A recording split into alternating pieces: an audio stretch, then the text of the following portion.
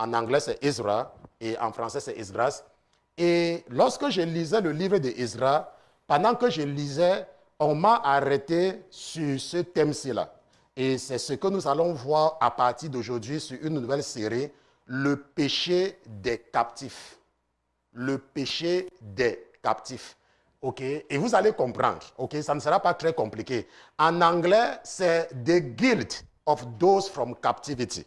OK? The guilt of those from captivity. Le péché des captifs. La raison, c'est qu'il y a des gens parfois qui parlent de ce qu'ils ne comprennent pas. Or, Dieu nous a donné la Bible. Dieu, c'est lui qui nous a donné la Bible. Et nous savons que la Bible, c'est la parole de Dieu. La Bible, c'est sa parole. Et personne ne peut renier cela. Nous allons d'abord, avant de commencer, nous allons définir ce que c'est qu'un captif. OK, avant que le frère Pierre, je sais qu'il est prêt avec sa Bible. Nous allons définir ce que c'est qu'un captif. Quand on parle de captif, c'est quoi? Quand on dit que tu es captif, OK, un captif, c'est quoi? C'est un prisonnier. C'est un prisonnier. Si tu es un prisonnier, on dit que tu es captif. Selon le Larousse, c'est quelqu'un qui est privé de liberté. À propos d'animaux, ça veut dire que si un animal est en captivité, il est privé de liberté, n'est-ce pas? Et les synonymes du mot captif, c'est détenu, otage, attaché, enchaîné, enfermé, séquestré. Rappelez-vous ce que Jésus avait demandé à 2 de ses disciples d'aller faire. La Bible dit que lorsqu'il était arrivé à Bethphagée et en Béthanie, il a demandé à ses disciples d'aller dans un village. Et que quand ils vont arriver dans le village, ils vont trouver un anon qui est comment? Qui est attaché. Donc un anon qui est enchaîné, qui est captif. Maintenant, lorsque nous analysons cet anon-là, quand on analyse, l'anon, on n'était pas en train de taper l'anon. On l'avait seulement attaché. OK? Il était seulement attaché. Et on l'avait attaché où? Dans un village. Il était dans un village et personne ne connaissait cet anon-là. Cet anon était attaché. Cet anon était captif dans un village. Et Jésus a dit à ses disciples que allez dans ce village et détachez-moi l'anon. Et qu'est-ce que Jésus a dit? Jésus a dit que, et si on vous demande, pourquoi est-ce que vous détachez l'anon là? Qu'est-ce que vous dites? Que le maître en a besoin. C'est ce que Jésus a dit. Que le maître en a besoin. Et la Bible dit que quand ils sont venus détacher, les gens qui croyaient que l'anon les appartient ont demandé au disciple de Jésus que pourquoi est-ce que vous détachez notre anon? Ils ont répondu que le maître en a besoin. Et ils n'ont pu rien faire. Et ils ont pris l'anon et ils sont partis donner à Jésus.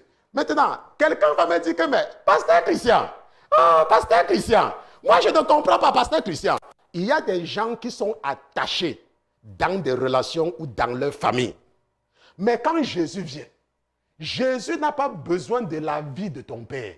Jésus n'a pas besoin de la vie de ta mère. Parce que nous appartenons à qui? À Jésus. Donc quand Jésus a besoin de quelqu'un, laisse-moi te dire, ça ne dépend pas de ce que tu penses que tu peux faire pour maintenir la corde sur le cou de la personne. Quand le Seigneur dit qu'il a besoin de l'anon pour utiliser, et nous savons que c'est sur cet anon que Jésus va s'asseoir pour entrer à Jérusalem et être accueilli comme le roi des Juifs. C'est toi que Jésus va utiliser pour accomplir sa mission. Quelle que soit la corde que ta famille a mis sur toi, laisse-moi te dire, quand Jésus dit qu'il a besoin de toi, laisse-moi te dire, ton père va venir te dire, oh tu es ma fille, ta mère va venir te dire, oh tu es ma fille, un homme va venir te dire, oh tu es ma femme, telle personne va dire ceci, laisse-moi te dire, quand Jésus a besoin de toi, ils ne peuvent absolument rien faire. Ils ne peuvent pas. Le frère Pierre va nous amener dans le livre d'Esdras. Et nous allons lire Esdras, chapitre chapitre 9. Ça sera une histoire et vous allez aimer l'histoire. Allons dans Esdras, chapitre 9, et nous allons lire à partir du verset 1. Ok? Non, Esdras chapitre... Non, pas chapitre 1, Esdras chapitre 9. Nous lisons à partir du verset 1. Esdras, mon truc est parti prendre un autre livre. Esdras, chapitre 9, verset 1. Voilà, oui, verset 1.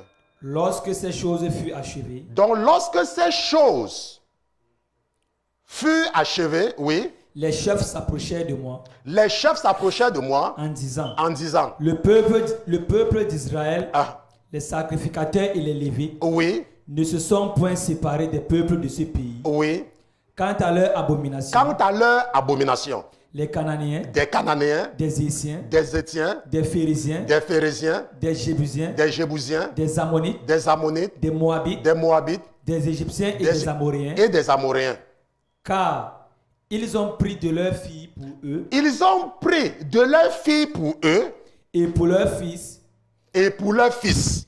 et la race sainte s'est mêlée avec les peuples de ces pays. La Bible dit que et la race sainte s'est mêlée avec quoi? Les peuples de ces pays et la main de quoi? Et la main des chefs et des magistrats a été première à commettre ce Ce péché. péché. Maintenant, la Bible dit que les sacrificateurs et les lévites aussi ont fait quoi? Ils se sont mêlés. Ils se sont mêlés avec les autres peuples. Ils se sont mêlés. Les sacrificateurs et les lévites se sont mêlés avec les autres peuples. Ils se sont mêlés. Maintenant, ce ne sont pas seulement n'importe quel sacrificateur et quelques lévites. Rappelez-vous, nous allons comprendre que ce sont ceux qui sont revenus de la captivité. Ceux qui sont revenus de la captivité, ce sont eux, lorsqu'ils sont revenus de la captivité, qu'ils se sont mélangés. Ils ont mélangé la race sainte avec les autres parce qu'ils étaient captifs. Mais quand ils sont revenus, vous allez comprendre, ça ne sera pas très compliqué. Verset 3. Lorsque j'ai entendu cela, je déchirai ma robe et mon manteau. Et mon manteau, Je m'arrachai les cheveux de la tête et la barbe. oui, Et je m'assis tout désolé. et je m'assis tout désolé.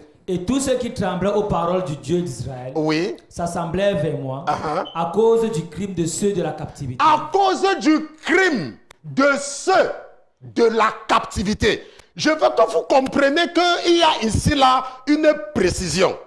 À cause du crime de ceux de la captivité. Arrêtons-nous un peu ici au verset 4 et regardons encore une fois de plus la définition de captif. Selon le dictionnaire du Centre national de recherche textuelle lexicale, la Bible dit que qui est privé de liberté pendant une période plus ou moins longue, qui est retenu prisonnier à l'étranger pour une durée indéterminée, qui est retenu par des liens abstraits et moraux, qui est retenu par des liens abstraits et moraux, des liens abstraits. Maintenant, quels sont les liens abstraits? Quels sont les liens qui sont abstraits? La société, par exemple. La société veut nous faire croire que si tu n'as pas d'enfant, tu as un problème. La société veut te faire croire que si tu as déjà 25 ans, tu dois te marier. Ce sont des liens abstraits. Ça n'a aucun sens. La preuve, Isaac s'est marié à 40 ans. La preuve, Sarah a accouché à quel âge? 90 ans. Mais les liens abstraits, c'est abstrait. Les liens abstraits et moraux. La société veut te faire croire que tu es obligé de vivre avec quelqu'un. Vous voyez que ce sont des liens abstraits. Mais qu'est-ce que la Bible dit? La Bible dit que nous sommes libres. Ça veut dire quoi? Ça veut dire que lorsque tu es retenu par des liens abstraits, on dit que quoi? Que tu es un captif. Tu n'es pas forcément obligé, on n'est pas forcément obligé de te mettre dans une cage ou dans une prison. Si tu es retenu par des raisonnements abstraits. Je me rappelle quand mon premier fils est né, ma maman vient me dire, oh, c'est moi qui ai donné le nom à ton enfant. Je dis que pourquoi? C'est ton enfant. Ce n'est pas ton enfant, c'est mon enfant. Est-ce qu'on se comprend? C'est mon enfant à moi. Ce n'est pas ton enfant. Parce que quand moi je suis né, je n'ai pas donné l'enfant à tes enfants, c'est mon enfant. Est-ce que vous comprenez? Si tu es retenu par des liens abstraits, tu es captif. Si tu es prisonnier à l'étranger pendant un temps déterminé, tu es captif. Et nous allons comprendre. Quand le frère Pierre va nous lire la prière d'Esdras, et nous allons revenir sur la période de captivité. Ok? Retournons au verset 5, parce que c'est là-bas que nous étions avant d'arrêter. Verset 5. Et au temps de... Et au temps de l'oblation du soir, Au temps de l'oblation du soir. je me levai de mon affliction, Hein? et ayant ma robe et mon manteau déchiré, Oui, je me courbais sur mes genoux, oui. et j'étendis mes mains vers l'Éternel mon Dieu. Vers l'Éternel mon Dieu. Et je dis, Et je dis, mon Dieu, je suis confus, je suis confus. et j'ai honte de lever, Oui. oh mon Dieu, ma face vers toi. Oui, Car nos iniquités se sont multipliées par-dessus nos têtes. oui. Et nos crimes sont si grands qu'ils atteignent jusqu'aux cieux. Maintenant, quels sont ces crimes? Esdras déclare un jeûne subitement. Parce que Esdras on lui a dit que les sacrificateurs et même les lévites se sont mélangés. Ça veut dire qu'ils ont pris des femmes étrangères. Ils ont pris des femmes étrangères. Ils ont pris des Cananéens. Ils ont pris des Étiens, les Éviens, les Phérésiens comme leurs femmes. Et que leurs filles ont aussi épousé. Je ne sais pas si vous comprenez. Et même les filles. C'est pour cela qu'il est en train de dire que nos péchés et nos crimes sont si grands qu'ils sont allés jusqu'aux cieux. Et qu'est-ce que le verset ça dit? Depuis le jour de nos pères. Depuis les jours de nos pères, Oui. jusqu'à ce jour, Oui. nous sommes extrêmement coupables. Extrêmement coupables. Et à cause de nos iniquités, À cause de nos iniquités. nous avons été livrés, Oui. nous, Oui. nos rois et nos sacrificateurs, Oui. entre les mains des rois de ces pays, Voilà. à l'épée, À l'épée. à la captivité, À la captivité. au pillage, Au et à pillage. l'opprobre, Et à l'opprobre. comme il se voit aujourd'hui. Comme il se voit aujourd'hui. On continue. Et maintenant, l'Éternel notre Dieu nous a fait depuis un moment cette grâce, Cette grâce. que quelques-uns de nous soient demeurés de reste, Oui. et il nous a donné un asile dans nos saints lieux, Donc dans son sein, le oui. afin que notre Dieu éclairât nos yeux, Nos yeux. et qu'il nous donna un peu de vie dans notre servitude. Dans notre servitude. On passe jusqu'au verset 15. Car nous sommes esclaves, Car nous sommes esclaves. et toutefois notre Dieu ne nous a point abandonnés dans notre servitude. Non. Oui. Mais il nous a fait trouver grâce devant les rois de Perse, Oui. pour nous donner un répit afin que nous rebâtissions la maison de notre Dieu, La maison de notre et Dieu. que nous relevions ses ruines, Oui. et pour nous donner une cloison en Juda et à Jérusalem. Et à Jérusalem. Et maintenant, Et maintenant, ô notre Dieu, oh notre Dieu, que dirons-nous après que cela? dirons-nous après cela? Car nous avons abandonné tes commandements, Nous avons abandonné tes commandements. que tu as prescrit par tes serviteurs les prophètes, Oui. en disant, Uh-huh. le pays où vous allez entrer pour le posséder Oui. est un pays souillé par la souillure des peuples de cette contrée, Est un pays souillé par la souillure. Par quoi? Par les... des peuples de ces contrées, Oui. par les abominations dont ils l'ont rempli depuis un bout jusqu'à l'autre avec leur impureté. Maintenant, c'est Dieu qui a créé tout le monde, non? C'est Dieu qui a créé tout le monde, nous savons. Parce qu'il dit que toute la terre lui appartient. Mais il est en train de qualifier, n'est-ce pas? On dit que les abominations, les souillures de ces peuples, ça veut dire que quoi? Ça veut dire que Dieu, c'est vrai, c'est lui, il a tout créé. Mais il a choisi un groupe à lui. À lui. Il a dit que ce groupe-ci là m'appartient. Ça là, c'est mon peuple. Ça là, ce sont mes enfants. Ils auront mon identité. On va les reconnaître comme mes enfants. C'est vrai, j'ai créé d'autres. Mais eux là, je vais les détruire. Ils ne servent à rien. Mais j'ai créé. Et il demande à ceci, ne vous mêlez pas avec les autres. Il dit, ne vous mêlez pas avec les autres. Il est Dieu. Il peut le faire. Puis c'est lui qui a tout créé. Il peut décider qu'il te crée aujourd'hui. Il coupe ta tête. Il peut décider qu'il te crée. Il coupe tes deux mains. Tu vas lui demander quoi? C'est toi qui as créé l'autre personne. Hein? C'est lui. Et ça lui appartient. OK?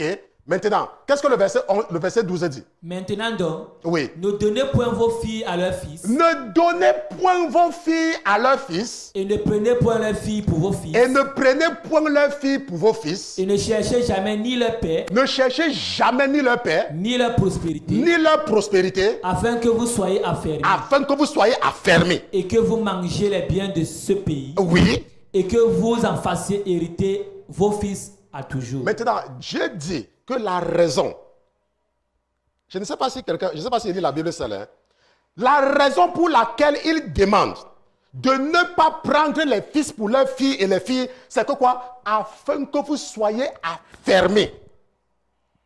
Afin que vous soyez affermis dans votre foi. Afin que vous soyez affermis.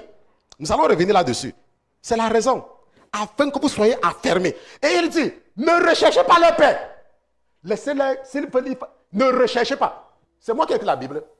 C'est moi qui ai écrit la Bible. Ouais, frère Pierre. Ne recherchez jamais ni leur paix, Ne cherchez jamais ni leur paix. Jamais. ni leur prospérité. Ça veut dire que quoi? Ça veut dire que si Dieu te demande de faire quelque chose et quelqu'un vient se placer devant toi et commence à pleurer, Dieu te dit, ce n'est même pas lui qui va te dire, il va s'arranger pour que ça ne te dise même rien. Parce qu'il dit que ne recherchez pas leur paix. S'ils veulent, ils ne dorment pas. S'ils veulent même, ils partent même se coucher même sur les rails, ils meurent même. Il dit que ne recherchez jamais leur paix. Ce n'est pas ma parole, hein. C'est écrit dans la Bible. Ne recherchez jamais leur paix. Laissez-les dans leur état. Ne recherchez pas leur paix. Voilà. Maintenant, verset 13. Or, Oui. après toutes les choses qui nous sont arrivées à cause de nos mauvaises actions et Oui. de nos grandes culpabilités, Oui. quand tes châtiments, Oui. ô notre Dieu, sont demeurés au-dessous de nos péchés Uh-huh. et que tu nous accordes une pareille délivrance, Une pareille délivrance, l'avant-dernier verset. reviendrons-nous donc à violer tes commandements À violer tes commandements. et à faire alliance avec ces peuples abominables. Et à faire alliance avec ces peuples abominables. Ne serais-tu pas irrité? Ne serais-tu pas irrité contre nous Oui. jusqu'à nous consumer, Jusqu'à nous consumer. en sorte qu'il n'y aurait plus aucun reste, Oui. ni personne qui échappe? Ni personne qui échappe à dernier verset. Éternel, Dieu d'Israël, Oui. tu es juste, Tu es juste. car nous sommes demeurés un reste réchappé, Oui. comme il se voit aujourd'hui. Comme il se voit aujourd'hui. Nous voici devant ta face, Nous voici devant ta face avec notre culpabilité, avec notre culpabilité. ne pouvant à cause d'elle subsister devant toi. Bon, maintenant, ça c'est la prière de Esdras. Et nous avons aussi la prière de Néhémie, n'est-ce pas? Et Esdras, quand il priait, il n'a pas dit je vous salue Marie. Hein. Il n'a pas dit notre Père qui est au ciel. Il parlait à Dieu. Parce que la prière c'est quoi? La prière c'est parler. Il était en train de parler à Dieu. Et la raison pour laquelle c'est consigné dans la Bible, c'est parce que Dieu entendait. Et il a vu que cette prière était une bonne prière. Il a consigné ça pour nous. Pour que nous sachions comment aussi prier quand nous sommes confrontés à un problème. Il s'adresse à Dieu. Il n'y a pas je vous salue Marie pleine de grâce ici. Il n'y a pas notre Père ici, là, notre Père qui est au ciel. Il n'y a pas ça là-bas. Il parle à Dieu. Maintenant, ce que nous devons comprendre pour ceux qui ne sont pas, qui ne comprennent pas, parce qu'il y a notre deuxième passage de base que nous allons lire, nous devons comprendre que lorsque les enfants d'Israël ont péché, Dieu les a envoyés en captivité. Pendant combien de temps? Pendant 70 ans, n'est-ce pas? Pendant 70 ans. Maintenant, lorsque Cyrus a pris le décret de les laisser rentrer, de les libérer de la captivité, ils ne sont pas tous revenus ensemble. Le retour de la captivité s'est fait par vague. Ça s'est fait par vague. Il y a la première vague qui était dirigée par Zorobabel. N'est-ce pas? Pour ceux qui ont lu le livre d'Ezra, Zorobabel va diriger la première vague des captifs. Maintenant, après, quand Zorobabel va revenir, ils vont construire l'autel. Et ce qui va se passer, c'est quoi? C'est que quand ils vont construire l'autel, ils vont maintenant vouloir reconstruire le temple. Mais qu'est-ce que va se passer? Et c'est ce que nous allons lire. Nous allons lire ça tout à l'heure. Après la vague de Zorobabel, il y aura la vague de Esdras, la deuxième vague de retour. Et après cette deuxième vague de retour, il y aura maintenant la dernière vague de retour que la Bible nous raconte par Néhémie. OK? Donc 3 vagues de retour. Maintenant, pendant la période de Zorobabel, dans la première vague, Dieu va faire trouver grâce aux enfants d'Israël devant les rois et devant ceux qui étaient là. Et ils vont donc recommencer avec le sacrifice, les sacrifices ordinaires. Et ils vont donc commencer à vouloir faire quoi? À vouloir reconstruire la maison de Dieu. Rappelez-vous, quelqu'un ne perd pas, hein? Nous parlons des captifs. Les captifs qui veulent reconstruire la maison de Dieu qui a été détruite. Ils veulent reconstruire. Maintenant, quand ils vont vouloir reconstruire, il y a certaines personnes qui vont venir dire que construisons ensemble. Et nous allons voir ce qui va se passer. Le frère Pierre nous amène dans... amène-nous ensemble dans Esdras, chapitre 4. Esdras, chapitre 4. Et lisons à partir du verset 1. Qu'est-ce que la Bible dit? Or, les ennemis de Juda et de Benjamin apprirent que les enfants de la captivité rebâtissaient le temple de l'Éternel. Maintenant, la Bible précise, hein? La Bible précise. La Bible précise quoi? Que les quoi? Les ennemis de Juda et de Benjamin. Oh, les ennemis. Je ne sais pas si quelqu'un comprend. La Bible dit que quoi? Que les ennemis avaient entendu que quoi? Que les captifs, vous allez comprendre, ne vous dérangez pas, pour les captifs, vous allez comprendre. Que les captifs veulent rebâtir. Que les captifs veulent rebâtir. Et qu'est-ce qu'ils vont faire maintenant? Et regardez, la Bible précise que les ennemis, maintenant regardez ce qu'ils vont faire, regardez. Ils vinrent vers Zorobabel, et vers les chefs de paix, et leur dit, nous bâtirons avec vous, nous bâtirons avec vous, nous bâtirons avec vous, nous bâtirons avec vous, nous bâtirons avec vous, nous bâtirons avec vous. La Bible dit que les ennemis entendent que tu es en train de faire le travail de Dieu. Ils viennent s'associer, ils disent que moi aussi je serai là, moi aussi je vais t'aider pour rebâtir. Mais la Bible dit que les ennemis. Laissez-moi vous dire, ce n'est pas parce que quelqu'un vient dans la maison de Dieu et fait le bruit qu'il est là avec, que c'est Dieu qui a mis ça dans son cœur. Non. La Bible dit que les ennemis. Mais qu'est-ce qu'ils vont dire? Ils vont venir voir Zorobabel. Je vous ai dit que Zorobabel, c'est lui qui dirigeait la première vague. Et ils vont dire que quoi? Nous bâtirons avec vous. Car nous invoquerons votre Dieu. Comme qui? Comme vous. Oui. Et c'est à lui que nous sacrifions depuis le temps d'Esa-Adon, roi d'Assyrie, qui nous a fait monter ici. Parce que quoi? Il dit que car nous invoquerons votre Dieu, les ennemis. La Bible a dit quoi? Que les ennemis, quand ils ont entendu, ils ont dit que nous aussi, nous allons aussi bâtir avec vous. Maintenant, pour vous là que je vous dis souvent que ne mettez pas votre bouche dans ce que vous ne comprenez pas là. Qu'est-ce qu'ils vont répondre? Mais Zorobabel, oui. Jéchoua, oui. Et les autres chefs des pères d'Israël répondit que quoi? Leur répondit, oui.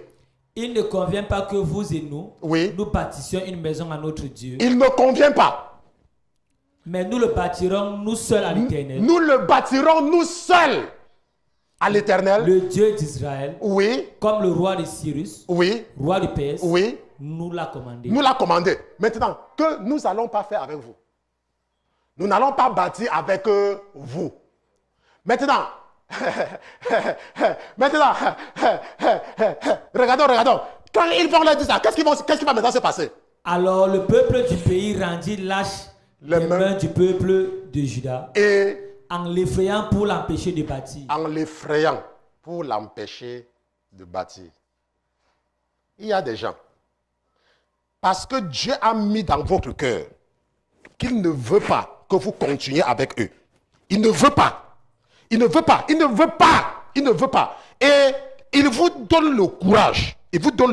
Un jour, j'étais ici. Ici, là où je suis là. Et l'esprit qui m'aide m'a dit, lève les yeux. Il me dit, il y a combien de personnes ici dedans? J'ai dit, il n'y a même pas beaucoup de personnes. Il dit, ok, par rapport à ce que nous voulons que tu fasses, si tu as peur que ça va se vider, tu ne pars nulle part. Parce que tu ne peux pas construire la maison de Dieu avec les ennemis. Tu ne peux pas. Pourquoi? Parce que quand tu vas peut-être croire que tu es en train d'avancer. Mais eux, puisqu'ils n'ont pas l'esprit, ils n'ont pas l'esprit de Dieu en eux, le travail ne va pas avancer. Le travail va avancer comme l'anneau qui est attaché dans un village. Et la Bible dit que quand ils vont refuser, qu'est-ce qu'il va faire? Ils vont rendre lâches les mains du peuple en l'effrayant pour l'empêcher de bâtir. En l'effrayant. Ils veulent m'effrayer, moi, tu peux m'effrayer. Laisse-moi te dire, va raconter ce que tu veux raconter. Nous sommes en production, non? Nous sommes en live. Les deux personnes qui sont à la technique là, les deux personnes là, j'ai travaillé avec eux toute la semaine. Est-ce qu'il y a une différence au niveau de la production? Il n'y en a pas. Il n'y en a pas. Est-ce que nous ne tenons pas un service? Mais si c'est que tout ce qui se passe, je n'avais pas fait par révélation, on ne devait pas avoir service aujourd'hui, je devais me décourager. Mais pourquoi est-ce que je suis là? C'est parce qu'on ne regarde pas l'homme. Nous marchons par révélation. Nous marchons parce que on nous a fait comprendre que ce qui se passe là, c'est quelque chose qui est établi. Mais parfois, quand tu peux faire les œufs, quand tu veux faire les omelettes, tu dois casser les œufs, non? Sinon, tu vas manger comment? Tu ne vas pas manger. La Bible dit que lorsque Zorobabel va refuser que les autres, rappelez-vous, la Bible dit que les ennemis, ils vont aussi vouloir venir construire. Maintenant, je voudrais que vous reteniez quelque chose ici, c'est que on est en train de parler des fils de la captivité. Hein? Nous étions captifs, non? Nous tous, nous sommes des païens convertis, non? Nous tous, nous étions dans le monde, non?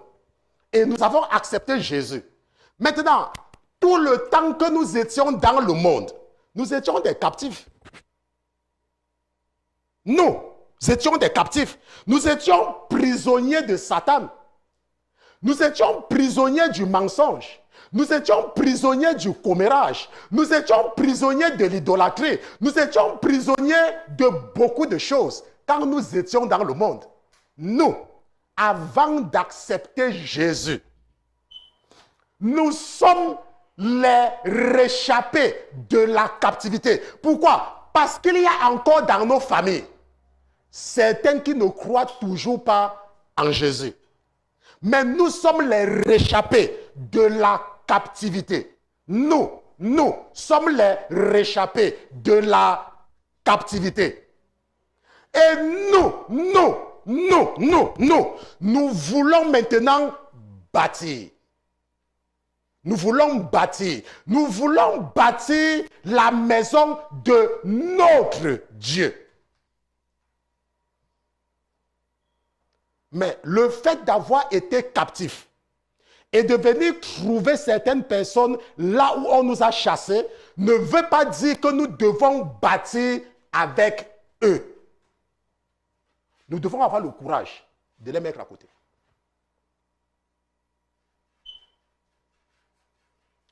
Nous devons avoir le courage. Vous savez que parfois, ce que les gens connaissent seulement ce qui est visible. Mais nous sommes les enfants de Dieu.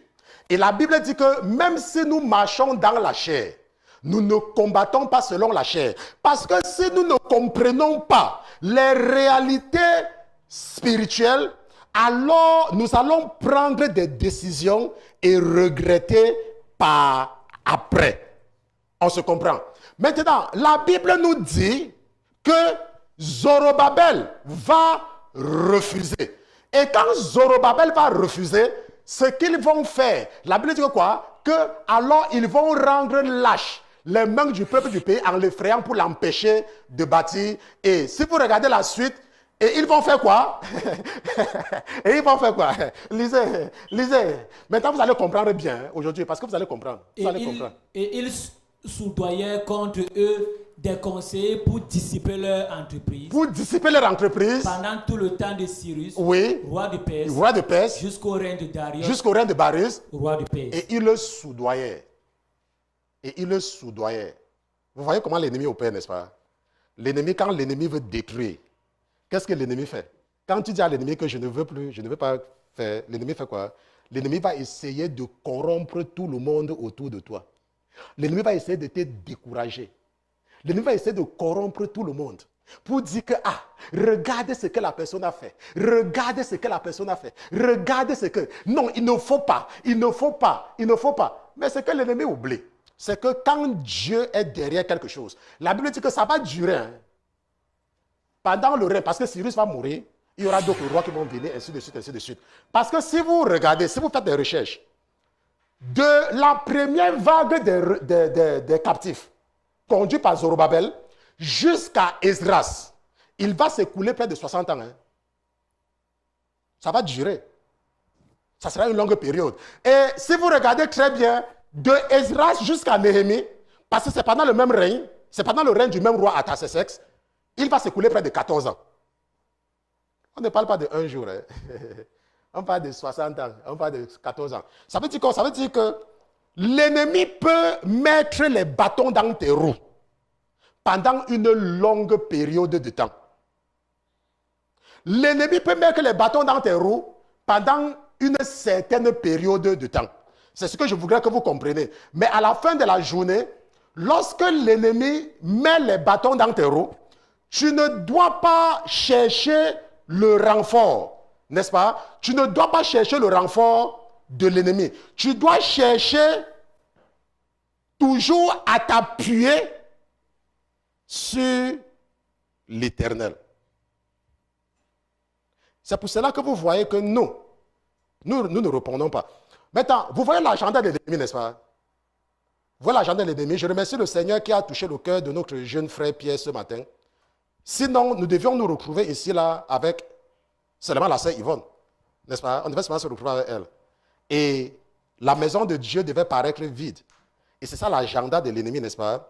Vider la maison de Dieu. On peut utiliser n'importe quel prétexte. Quand tu veux utiliser un prétexte, tu utilises un prétexte qui tient. Parce que si tu n'utilises pas un prétexte qui tient, personne ne va te croire. Mais à la fin de la journée, on utilise toujours un prétexte. La Bible dit que et il le soudoyait. Et il le soudoyait. Et il le soudoyait. Ça veut dire qu'on peut venir raconter certaines choses avec l'intention de soudoyer, avec l'intention de décourager, avec l'intention de détruire. Mais si toi, tu t'appuies sur les hommes et non sur l'Éternel, alors tes mains vont devenir lâches. Tes mains vont devenir lâches. Parce que quoi? Tout le monde va t'abandonner. Et tes mains vont devenir lâches. Je parlais avec quelqu'un l'autre jour. Au moins, on m'a dit. Ma fille m'a dit. Oh, papa, il faut faire attention, papa. Parce qu'on dit que si on te voit, on va te tuer.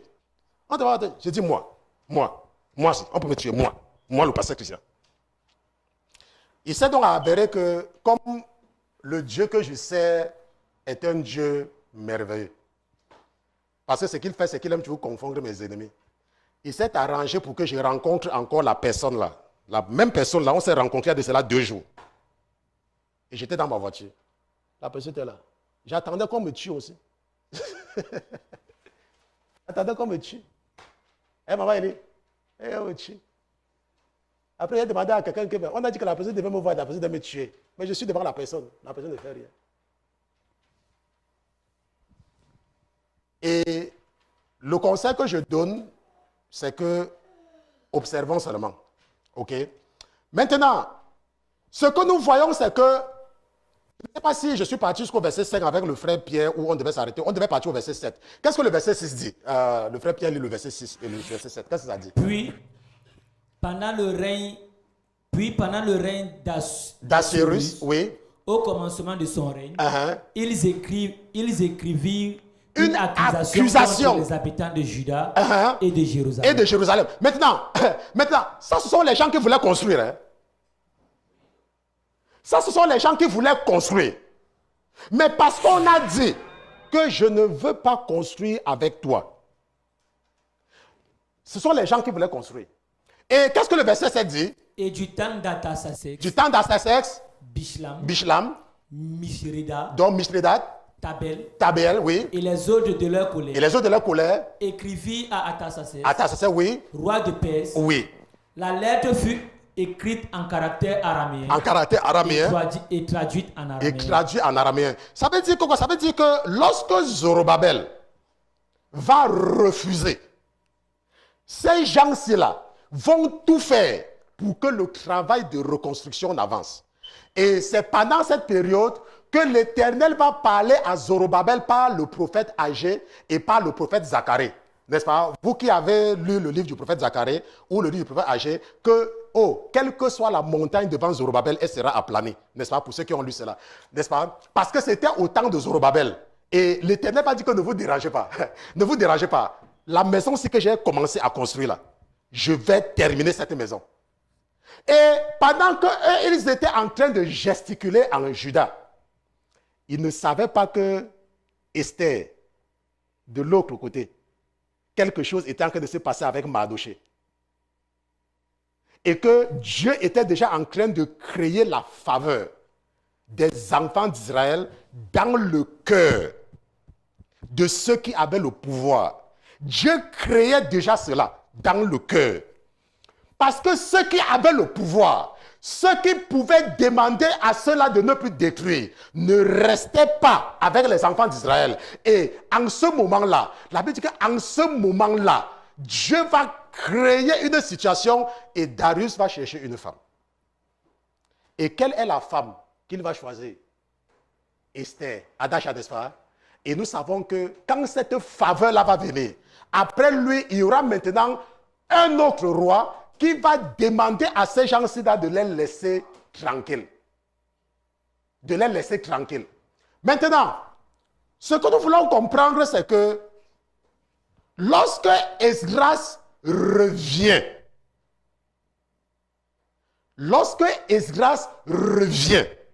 nous avons vu la prière d'Esdras, n'est-ce pas? Nous avons vu ensemble la prière d'Esdras.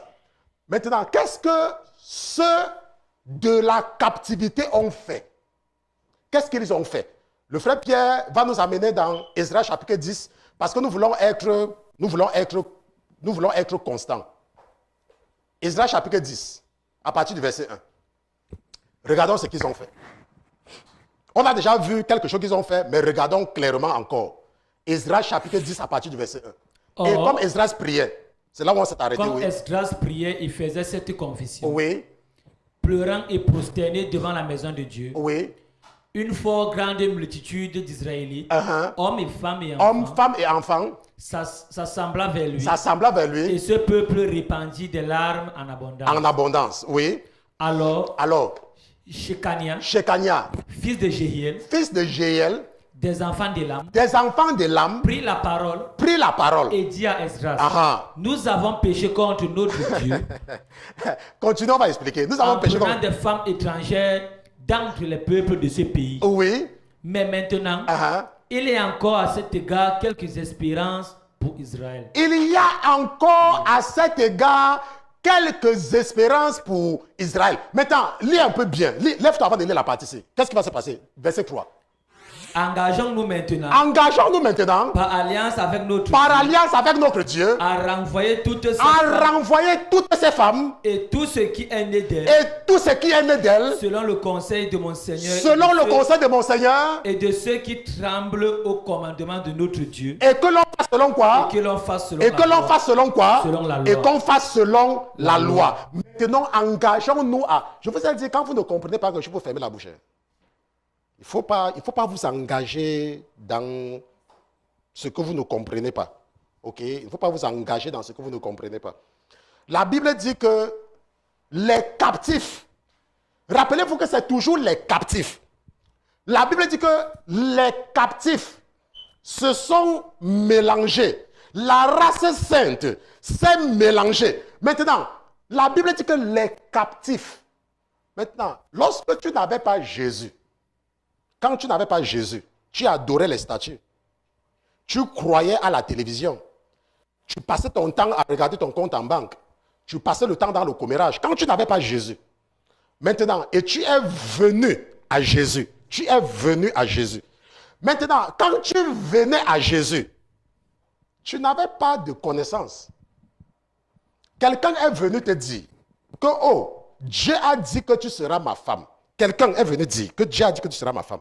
Et toi, tu ne connaissais rien. Et tu as accepté. Et tu as accepté. Par exemple. Ou alors, quand tu étais dans le monde, tu as rencontré une personne dans le monde. On est d'accord? Et tu es venu à Jésus. Maintenant, Jésus peut décider que je ne veux plus. Je veux créer la séparation. Je veux séparer la race sainte de mon peuple. Qu'est-ce que tu en sais? Est-ce que nous connaissons? Nous ne connaissons pas. Nous ne connaissons pas. C'est pour cela que parce que nous ne comprenons pas et que nous ne savons pas, qu'est-ce que nous faisons? Nous fermons nos bouches. Nous fermons nos bouches. Nous ne nous engageons pas dans ce que nous ne comprenons pas. Nous fermons seulement nos bouches. Parce qu'à cette époque-ci-là, la Bible dit que engageons-nous à renvoyer toutes ces femmes et de tout ce qui est né d'elles. C'est la Bible. Hein? C'est la Bible. Hein? Ce ne sont pas les paroles du pasteur Christian. C'est bien écrit dans la Bible. Donc maintenant, supposons, comme dans le cas de Job, que Dieu veut attirer notre attention sur quelque chose. Dieu, il veut attirer notre attention sur quelque chose et il crée une scène pour attirer notre attention sur quelque chose parce qu'il voudrait que certaines personnes soient spirituellement éveillées. Il est Dieu, il peut faire ce qu'il veut. Personne ne va venir lui dire pourquoi il fait ce qu'il fait. Personne. Attends, tu es qui? Pour venir dire à Dieu que tu fais ceci parce que tu ne fais pas ceci. Ok? Donc maintenant, supposons maintenant que il est en train de vouloir, il est en train d'écrire quelque chose. Il est en train d'écrire quelque chose. Et la Bible dit que quoi? Et la Bible dit que parmi les gens qui avaient pris les femmes étrangères, il y avait les sacrificateurs et les lévites. Et ils vont s'engager à les renvoyer tous.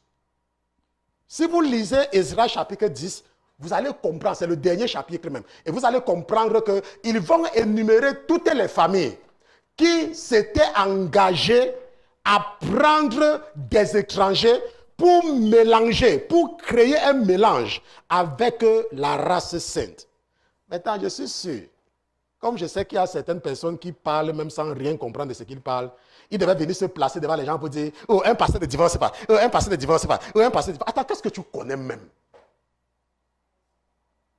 Qu'est-ce que vous connaissez même? Vous connaissez même quoi?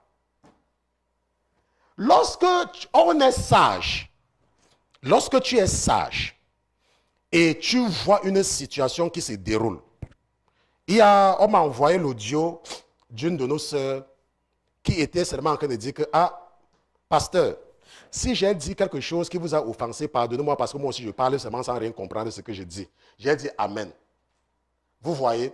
Parce que si le Saint-Esprit nous amène dans la parole pour nous expliquer certaines choses, ça va nous aider à nous comporter comme les enfants sages.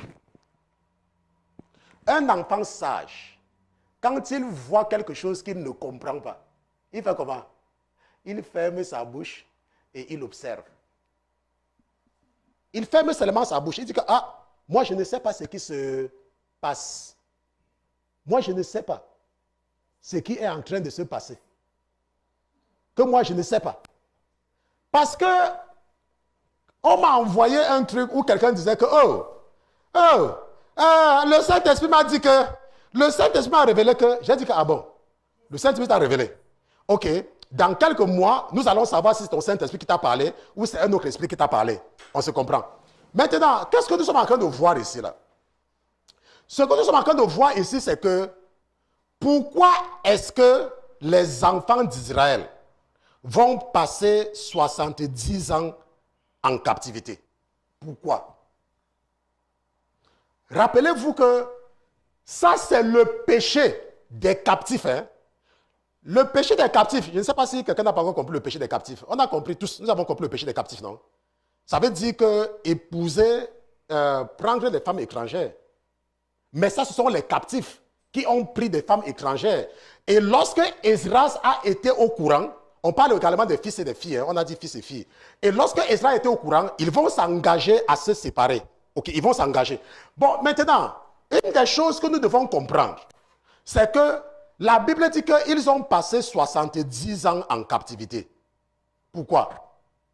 Pourquoi est-ce qu'ils ont passé 70 ans en captivité?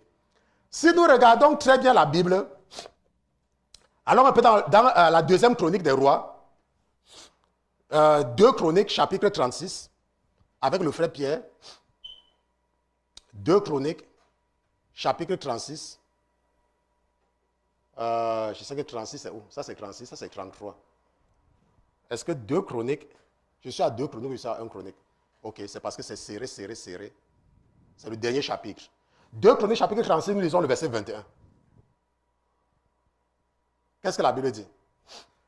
Afin que la parole de l'Éternel prononcée par la bouche de Jérémie fût accomplie, jusqu'à ce que le pays eût acquitté ses sabbats. Ses sabbats.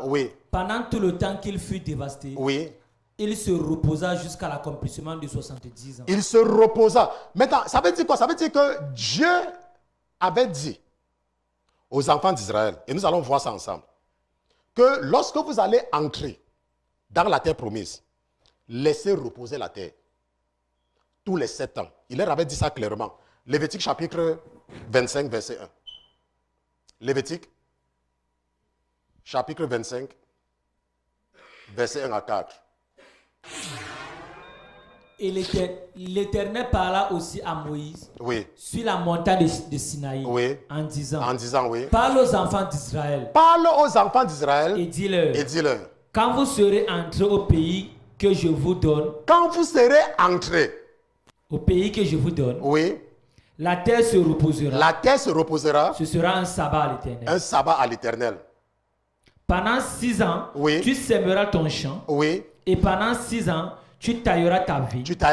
Et tu en recueilleras le produit. Mais la 7e année sera un sabbat de repos pour la terre. Un sabbat à l'Éternel. Tu ne sèmeras point ton champ. Et tu ne tailleras point ta vigne. Bon, maintenant, ça c'est ce que la loi a dit. Quand ils étaient encore dans le désert, l'Éternel leur a dit que quand vous allez entrer, laissez reposer la terre. Tous les 7 ans, laissez reposer la terre. Maintenant, quand eux, ils sont arrivés, au départ, ils ont observé ceci-là. Au départ. Mais qu'est-ce qui s'est passé par la suite?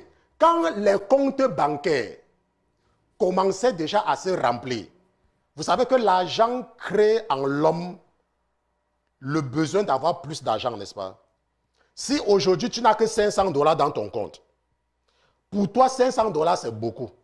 Mais si tu te lèves lundi et tu te rends compte que tu as pu garder $500, ton prochain objectif, ça sera $1000. Ainsi de suite. C'est comme cela. Ton prochain objectif, ça sera de $1000. Et quand tu auras $1000, ton prochain objectif, ça sera $2000. Donc, lorsque les enfants d'Israël ont commencé à prospérer, les bons messieurs ont estimé que laisser 1 an sans chercher l'argent, c'était trop. Vous allez vous dire que, mais, pasteur Christian, que ça nous concerne en quoi? Vous allez comprendre en quoi ça nous concerne. Ils ont estimé que laisser 1 an, au départ, ils laissaient et ils prospéraient. Et ce qui s'est passé donc, c'est que quoi? C'est que quand ils étaient en train de faire ça, Dieu était en train de faire quoi? De les observer. Il ne disait rien. Il les observait. À un moment donné, il a commencé à envoyer les prophètes pour les prévenir. Et ils n'écoutaient pas. Ils n'écoutaient pas. Ils ont envoyé les prophètes pour les prévenir. Ils n'écoutaient pas. Ils ont envoyé jusqu'à Jérémie. Ils n'écoutaient pas.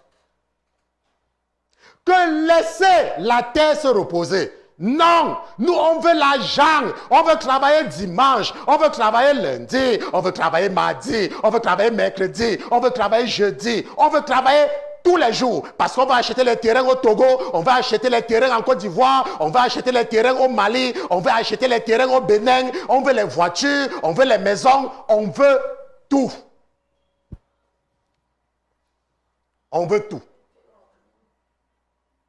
On veut acheter les terrains. On veut construire la maison à nos parents. Laisse-moi te poser un peu une question. Pour les gens qui sont captifs là. Quand tu dis que tu veux construire la maison à ta mère,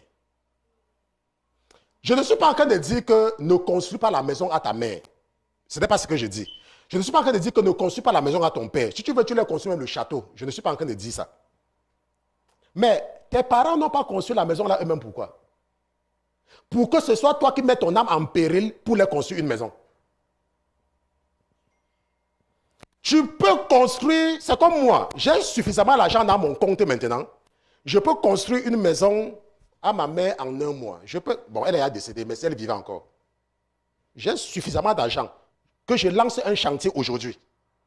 En 1 mois, le chantier est fini avec la fondation, avec un bâtiment de 2 niveaux. Ce que j'ai. Mais je fais le travail de Dieu, non? Vous m'avez vu un jour travailler dimanche. Je ne vous donne pas les conseils chaque semaine. Je n'enseigne pas la Bible chaque semaine. Mais est-ce que je n'ai pas l'argent dans mon compte? J'ai l'argent dans mon compte. Puisque je vous dis que moi là, je peux acheter un terrain aujourd'hui. Aujourd'hui que je vous parlais là. Si je parle avec un architecte, il me dit que il faut un duplex de 1 niveau. Avec tout, je peux construire. Peut-être s'il me dit que ça va faire 3 mois, 3 mois, ça sera fini. Aider les parents ne veut pas dire qu'on doit arrêter de faire le travail de Dieu. La chose la plus importante pour toi, c'est ton salut. C'est ton salut qui est important. Ce n'est pas construire la maison à une femme qui ne va même plus vivre 10 ans. Et peut-être que la maison là va seulement servir. Je me rappelle quand ma belle-mère vivait. Mon père m'a appelé un jour. Oh, Christian, vous savez pourquoi il ne prend pas le téléphone? C'est parce que mon cœur est trop doux. Je n'aime pas entendre un problème, je ne réagis pas. Et ils ont cherché à me parler, parce que moi, le téléphone, je fuis toujours. Il m'attrape au téléphone. Il dit, oh Christian. Je dis que oui, voici Christian. Oh Christian, je dis que voici Christian. Il dit que voilà la maison que j'ai faite depuis là, je n'arrive pas avec la toiture. Je dis que c'est combien? Il me dit que c'est tel montant. Je dis que ok, je t'envoie l'argent dans quelques minutes. Il dit quoi? Parce que tu ne pouvez pas imaginer que quelqu'un peut sortir autant d'argent en... Je lui ai dit que non, ne te dérange pas. Dans quelques minutes, je vais t'envoyer le montant, pas mettre la toiture. Oh merci, oh merci. Ce n'est que toi, il n'y a que toi. Si Jésus n'était même à côté, on n'avait pas que Jésus à côté, que c'était seulement moi. J'ai donc envoyé l'argent. Et il est parti au village. Il a mis le toit sur la maison qu'il avait construite. Ma belle-mère n'est pas entrée dans la maison là. Elle n'est pas entrée puisqu'elle est morte. Maintenant, supposons que toi, tu fais quelque chose pour tes parents. Et tu construis pour tes parents. Et tu meurs sans Jésus. Qui est bête? Qui est bête, maman Elie? Qui est bête? Tu n'as pas Jésus. Et tu construis les maisons pour tes parents. Qui est bête? C'est toi-même qui es bête. Parce que toi, tu vas aller en enfer. Et ils vont rester jouir du fruit de ta sueur. Toi, tu seras en enfer.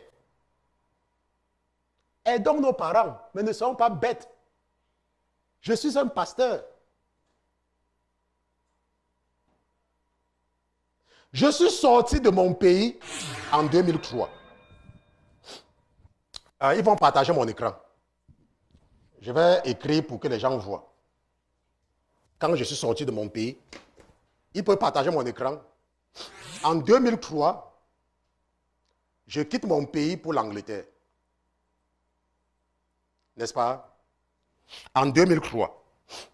Et en Angleterre, je vais passer 4 ans. 4 ans là-bas. Et quand on me rapatrie, j'arrive dans un pays, je n'ai rien. Je n'ai rien quand j'arrive. Quand on me rapatrie, j'arrive, je n'ai rien. Absolument rien. Puisque je n'avais rien fait là-bas, je n'avais rien. Et les gens se moquent de moi. Que oh, tu as fait 4 ans à l'étranger, tu n'as rien, machin, machin, machin, machin, et ainsi de suite. Le Seigneur me fait grâce. Il m'envoie aux États-Unis. N'est-ce pas? En 2009. Et quand j'arrive, c'est la même chose. Je continue à aider ma famille. Quand on m'appelle, oh, il y a tel problème, j'envoie l'argent. Oh, il y a tel problème, j'envoie l'argent. Jusqu'en 2018. Je peux vous dire que jusqu'en 2018, je vais enlever ça. Jusqu'en 2018, je n'avais jamais eu $2000 dans mon compte. $2000 parce que j'aidais seulement les gens. $2000 de tout ce temps que j'ai passé à l'étranger. Pourquoi?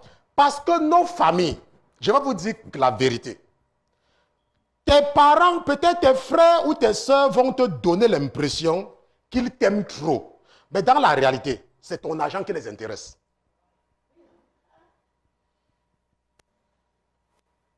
C'est ton argent qui les intéresse.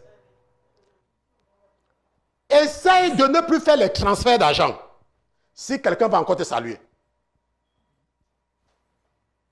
Ce qui fait qu'à la fin de la journée, toi qui ne sais pas Dieu, ou alors que Dieu t'appelle et tu refuses dans l'appel à cause de ta famille, laisse-moi te dire, à la fin de la journée, c'est toi qui es bête. Parce que quand tu vas mourir, tu vas te retrouver en enfer.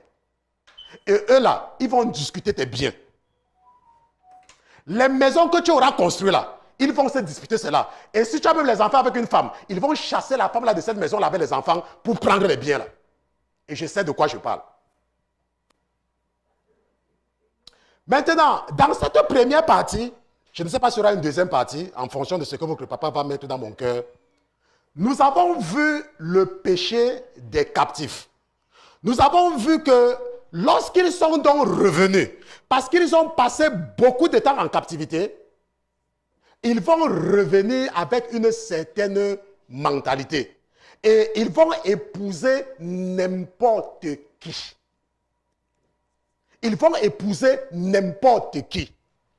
Il y a des gens que vous n'êtes pas marié avec une personne parce que c'est votre partenaire. Nous avons vu la définition de la captivité.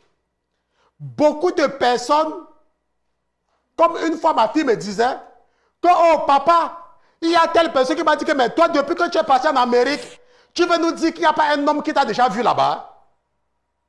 Maintenant, si ma fille n'avait pas un papa qui est pasteur et qu'elle ne priait pas, elle devait se lancer à la recherche du mariage, non? Et qu'est-ce qui devait se passer? Elle devait rencontrer un bandit. Vous connaissez le secret des hommes maintenant, des menteurs? Quand un homme te voit et tu lui plais, et il sait que tu pars à l'église, il devient un faux converti. Il commence à venir à l'église avec toi. Avec la seule intention de t'attacher comme on attache l'ânon dans un village. Dès que tu vas devenir sa femme, il va t'utiliser comme un objet. Mais au départ, il va venir dans la même église que toi. Le péché des captifs. Nous avons écouté le témoignage d'une sœur l'autre jour. Et elle disait même que celui-là dirigeait la prière à l'église, non? Dans la deuxième partie de cet enseignement, nous allons... Parce que je crois qu'il ne devait pas avoir la deuxième partie, mais quand je regarde, je vois qu'il y a la deuxième partie. Nous allons revenir sur la femme et le mari. Nous allons revenir là-dessus, parce que nous sommes en train de voir le péché des captifs. Et ce que nous allons voir, c'est que qui est ta femme et qui est ton mari? Ok? Parce que c'est important de comprendre. Puisqu'il y a des gens, aujourd'hui, je voulais répondre à certaines critiques qui disaient que, oh, un pasteur ne divorce pas. Nous avons vu dans la Bible, au temps d'Israël, comment on a demandé aux sacrificateurs de chasser les femmes avec les enfants. Il faut les chasser. Et ils vont le faire. Hein? Ce ne sont pas les Blacks. Ils vont les chasser. Donc parfois, quand tu ne connais pas quelque chose, et tu entends que quelqu'un fait quelque chose, tu ouvres ta bouche, tu commences à parler. Et c'est comme ça que tu attires la malédiction sur toi. On m'a même dit qu'il y a un pasteur. On l'a parlé. On a commencé à lui parler, il a commencé à raconter du n'importe quoi. Je n'ai pas envie d'ouvrir d'autres portes inutiles pour rien. Mais l'autre là, le Seigneur lui-même va s'occuper de l'autre cas là. On se comprend? Donc je vais m'arrêter ici pour cette première partie, n'est-ce pas? Et je pense que beaucoup de personnes ont compris. Nous allons nous lever, nous allons prier. Nous allons nous lever, nous allons remettre. Allez!